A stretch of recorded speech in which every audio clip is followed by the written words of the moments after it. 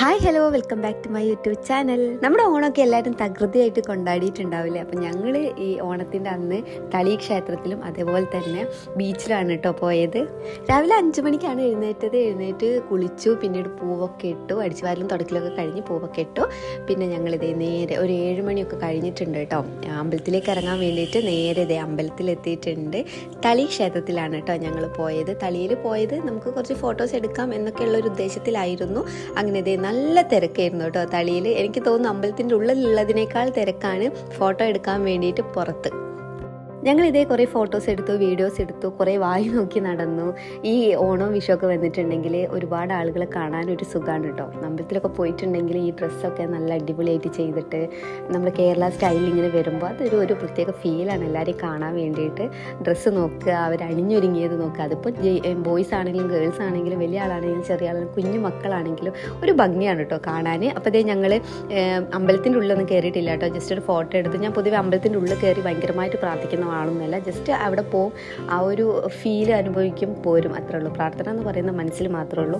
അമ്പലത്തിൽ പോയി പ്രാർത്ഥിക്കുന്ന പരിപാടിയൊന്നുമില്ല ഗൈസ്. അങ്ങനെയുള്ള ആരെങ്കിലും ഉണ്ടെങ്കിൽ ഒന്ന് കമൻറ്റ് ചെയ്യണം കേട്ടോ.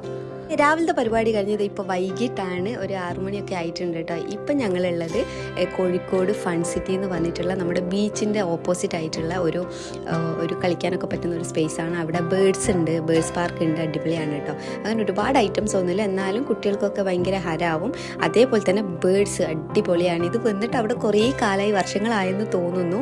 പക്ഷേ ഇന്നത്തെ ഒരു പ്രത്യേകത എന്താണെന്ന് വെച്ചാൽ ഞങ്ങൾ പോയ സമയത്ത് ഒരു മനുഷ്യന്മാരും ഇല്ലായിരുന്നു. ഞങ്ങൾ 2 പേര് 3 പേര് മാത്രമേ ഇരുന്നുള്ളൂ. അതുകൊണ്ട് തന്നെ ഞങ്ങൾക്ക് കുറേ സമയം കിട്ടി, കുറേ നേരം അവിടെ സ്പെൻഡ് ചെയ്യാൻ പറ്റിട്ടോ. അടിപൊളിയായിരുന്നു. കുറേ വീഡിയോസൊക്കെ എടുത്തിട്ടുണ്ടായിരുന്നു. ഇവിടെ കയറാൻ വേണ്ടിയിട്ട് 20 രൂപയാണ് കേട്ടോ വേണ്ടത്. കുട്ടികൾക്ക് 5 വയസ്സിന് താഴെയുള്ള കുട്ടികൾക്ക് ക്യാഷ് വേണ്ട. കയറി കഴിഞ്ഞിട്ടുണ്ടെങ്കിൽ ഓരോന്നിൽ കയറാനും വേറെ വേറെ ക്യാഷാണ്. അത് ഓരോന്നിനും ഓരോ തുകയാണ് കേട്ടോ. 80ൻ്റെ ഉണ്ട്, 100ൻ്റെ ഉണ്ട്, 60ൻ്റെ ഉണ്ട്, 40ൻ്റെ ഉണ്ട്.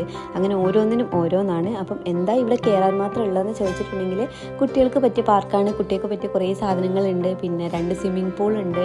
അപ്പോൾ പൂളിലേക്കൊന്നും ഇറക്കിയിട്ടില്ല. പൂളത്ര ഒരു സുഖം തോന്നിയില്ല, അതിനെക്കൊണ്ട് പൂളിലൊന്നും ഇറക്കിയിട്ടില്ല. ഇതേ ഞങ്ങളിങ്ങനെ കറങ്ങിക്കൊണ്ടിരിക്കുകയാണ്. ഇതിനൊന്നും ക്യാഷ് വേണ്ട കേട്ടോ, ഇതൊക്കെ ഫ്രീ ആണ്. പിന്നെ അതിൻ്റെ ഉള്ളിലുള്ള കുട്ടികൾക്കുള്ള ഓരോ ഐറ്റംസിനൊക്കെ പൈസ വേണം. അങ്ങനെ ഇതേ ഞങ്ങളുടെ ഒരു ദിവസം, ഓണം എന്ന് പറയുന്ന ഒരു ദിവസം ഇവിടെ കഴിയാണ്. അങ്ങനെ ഓണ ആഘോഷങ്ങളൊന്നും ഇല്ലായിരുന്നു. ജസ്റ്റ് പൂവിട്ടു, അമ്പലത്തിൽ പോയി, വീട്ടിൽ വന്നു. ചായ ഞങ്ങൾ പുറത്തുനിന്നാണ് കുടിച്ചത്. അമ്മയ്ക്ക് വയ്യായിരുന്നത് കൊണ്ട് ഫുഡൊന്നും ഉണ്ടാക്കിയിട്ടില്ലായിരുന്നു. അല്ലെങ്കിൽ ഞങ്ങൾ അങ്ങനെ ഓണത്തിന് ഭയങ്കരമായിട്ട് ഫുഡൊന്നും ഉണ്ടാക്കലില്ല കേട്ടോ, എന്തെങ്കിലുമൊക്കെ കഴിക്കുക, അത്രേ ഉള്ളൂ. പിന്നെ ഹസ്ബൻഡിൻ്റെ വീട്ടിൽ പോയി, അവിടുന്ന് ഫുഡ് കഴിച്ചു, വൈകിട്ട് നേരെ ബീച്ചിലേക്ക് പോയി. ഇതാണ് ഞങ്ങളുടെ ഈ ഒരു ദിവസം കേട്ടോ. അപ്പോൾ വീഡിയോ ഇഷ്ടമായിട്ടുണ്ടെങ്കിൽ ലൈക്ക് ചെയ്യാനും ഷെയർ ചെയ്യാനും കമൻറ്റ് ചെയ്യാനും ചാനൽ സബ്സ്ക്രൈബ് ചെയ്യാനും മറന്നു പോകരുത് കേട്ടോ. അപ്പോൾ ടാറ്റ, ബൈ ബൈ.